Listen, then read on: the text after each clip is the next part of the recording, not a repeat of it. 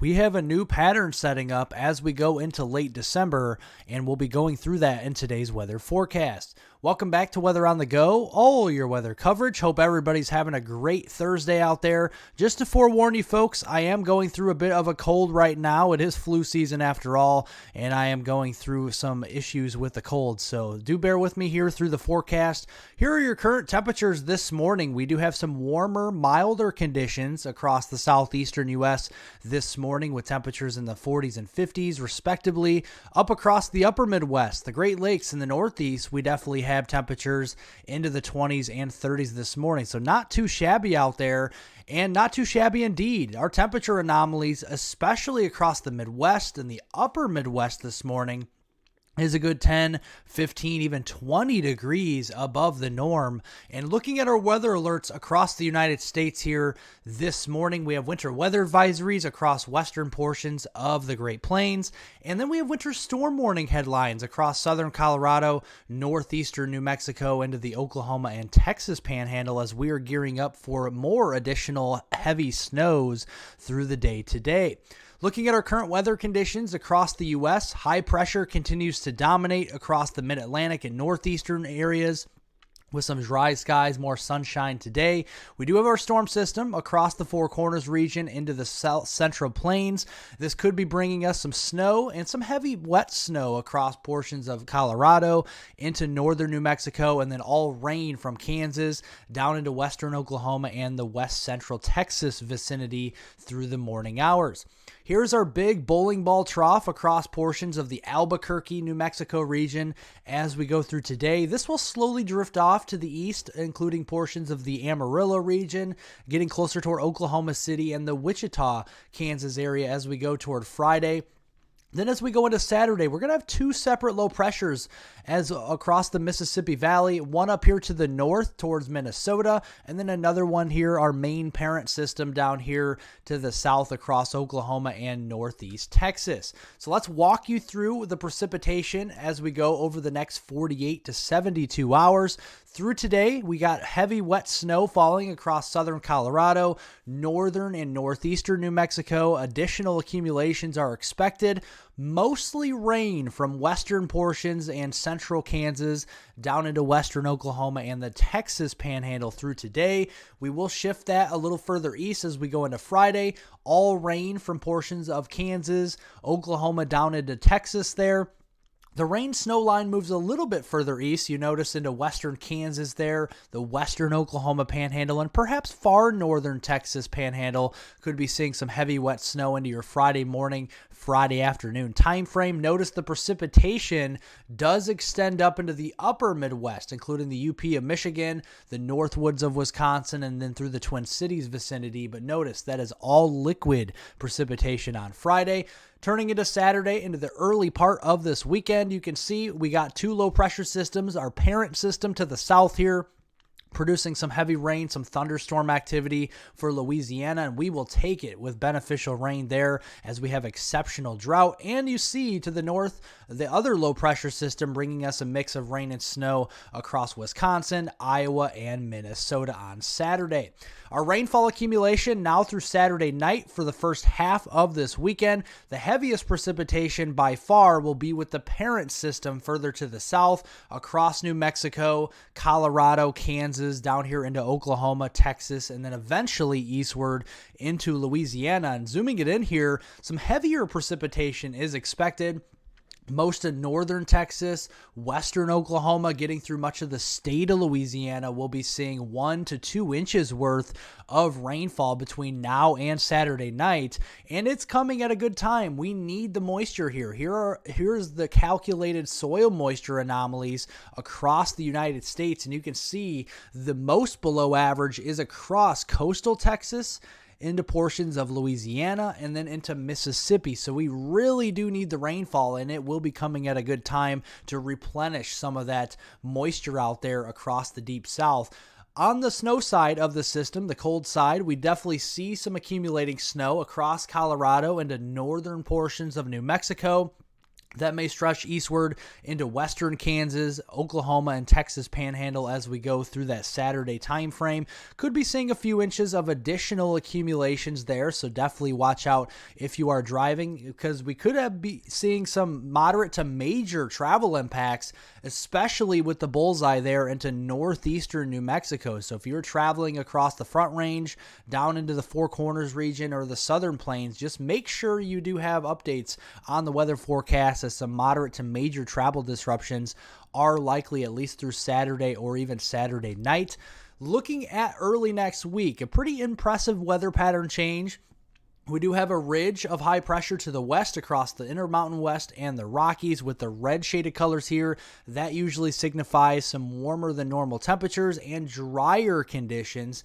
Then we have a trough, and a pretty strong trough at that, across the Ohio Valley and the eastern two-thirds of the country into early next week. And this usually means a lot cooler weather and a lot of stormier weather as we go across the east into next week.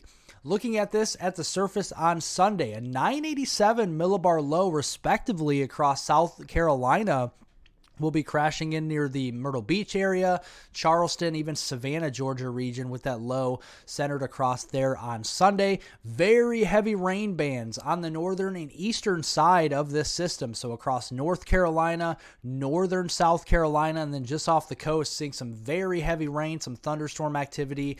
Watching out for that on Sunday. Monday, the system moves up to the north, and it's going to be booking it to the north as a 981 millibar low. Notice the snow line is not really across the United States too much. It kind of sits up here into the eastern Great Lakes, but most of the heaviest accumulating snow will be across eastern Canada. So Ontario, Quebec, like we've seen it all December long, we'll be seeing more of that snowy precipitation, where the rain will be across all of New England and the Northeast as we go into Monday. Then some lingering backwash moisture could transition us to a few snow showers, with some lake effect snow potentially for the Buffalo region and down there into portions of Erie, Pennsylvania, Pittsburgh, with some snowfall there as we go into Tuesday. Overall, this is going to be a very deep and very wet system as we go into the early next week time frame. And deep was what I mean is it's going to be grabbing some deep moisture from the western Atlantic Ocean and a very strong system as well. So we have a lot of impacts here. Very heavy rainfall is going to be a concern with this system here, especially for Georgia, the Carolinas, getting up into the Delmarva region. I mean, look at these totals, folks. Early next week, we're talking Sunday, Monday, Tuesday time frame as the system's around. 1 to 3 inches of rain widespread, but even down there in the western Carolinas, this model in particular, the high resolution of the European guidance, showing 3 to 6 inches there across the western Carolinas. So we're going to be watching that nice and closely early next week. This could be causing some flash flooding. So a marginal risk of flash flooding in the green, a slight risk in the yellow across portions there of the coastal Carolinas and coastal Virginia, especially Sunday into that Monday time frame. Looking at the cold side of the system, we do see some snow potentially for the Great Lakes region there in the eastern Great Lakes, maybe as far south as West Virginia, the western Carolinas there into the Appalachians. But other than that, most of the accumulating snow for the most part and the heaviest of the snows will be up across Ontario and Quebec early next week. And some of those areas could be seeing 6 to 12 inches worth of snow. And then another aspect of the system will be the onshore flow with the significant waves out there. Look at the waves on Sunday, especially Sunday afternoon and evening. Look at portions of the Carolinas, Myrtle Beach, Charleston, up there toward the Wilmington region.